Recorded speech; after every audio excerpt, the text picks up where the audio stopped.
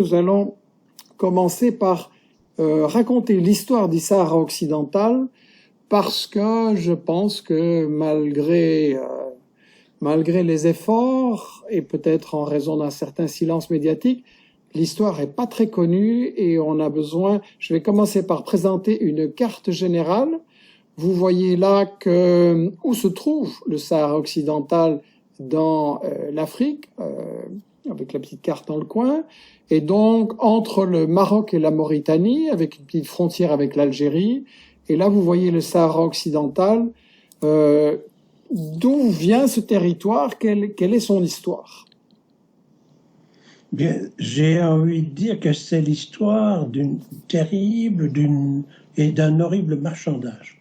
Parce que dès 1884, les Espagnols accaparent le Sahara occidental et vont d'ailleurs installer des possessions au Maroc. Ce n'est d'ailleurs pas terminé, cette histoire-là.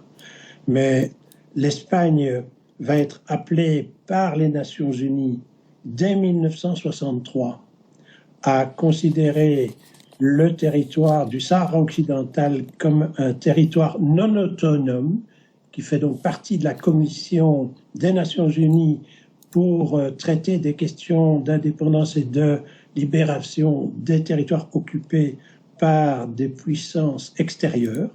Et dès 1963, va faire pression sur l'Espagne pour permettre la décolonisation du Sahara occidental. Il se fait que l'Espagne fera la sourde oreille parce que déjà l'Espagne se sert beaucoup en matière de phosphate et de poissons sur les côtes sahraouies et que l'Espagne a donc tout intérêt à continuer cette exploitation.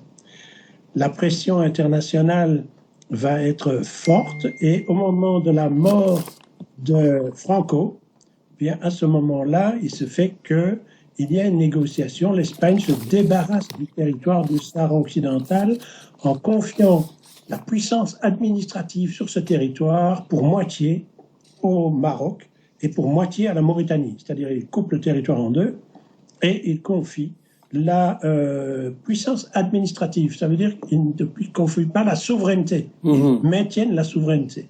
Et vous devez savoir qu'aujourd'hui encore, l'espace aérien sahraoui est sous souveraineté contrôle espagnol.